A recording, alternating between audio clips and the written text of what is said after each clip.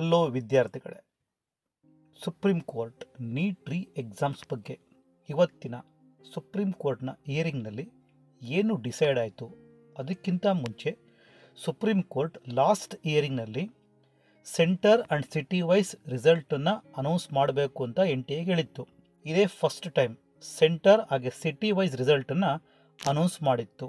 ಯಾವಾಗ NTA ರಿಸಲ್ಟನ್ನು announce ಮಾಡ್ತೋ ಸ್ಟೇಟ್ ಆ್ಯಂಡ್ ಸಿಟಿ ವೈಸ್, ಆಗ it was revealed that 22% of 264 candidates who appeared from Delhi Public School Center in Rewari, Haryana scored over 600 marks. ಅಂದರೆ 100ಕ್ಕೆ 22 ಜನ Delhi public ಸ್ಕೂಲ್ನಲ್ಲಿ 600 and more marks ತಗೊಂಡಿದ್ದಾರೆ. Raising a allegation of copying during the exam. So ಇದೊಂದು allegation ಈಗ extra add ಆಗಿದೆ.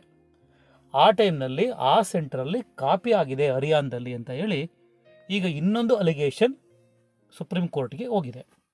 Okay, ಇಷ್ಟೆಲ್ಲ ಆದಮೇಲೆ supreme court ಯಾವ ಡಿಸಿಷನ್ ಕೊಡ್ತು ಅಂದರೆ, ಸುಪ್ರೀಂ ಕೋರ್ಟ್ ಇವತ್ತು ಡೈರೆಕ್ಟರ್ ಆಫ್ IIT ಡೆಲ್ಲಿ ಅವ್ರಿಗೆ ಇವತ್ತೊಂದು ಇನ್ಸ್ಟ್ರಕ್ಷನ್ಸ್ ಕೊಟ್ಟಿದೆ to constitute a panel of 3 expert committee. NEET ಎಕ್ಸಾಮ್ಸ್ನ ಫಿಸಿಕ್ಸ್ನಲ್ಲಿ ಒಂದು ಕ್ವಶನ್ಗೆ ಆನ್ಸರು ಡೈಲಾಮಾ ಇತ್ತು, ಇಟ್ಸ್ ಆಂಬಿಗಸ್ ಟೈಪ್ ಇತ್ತು.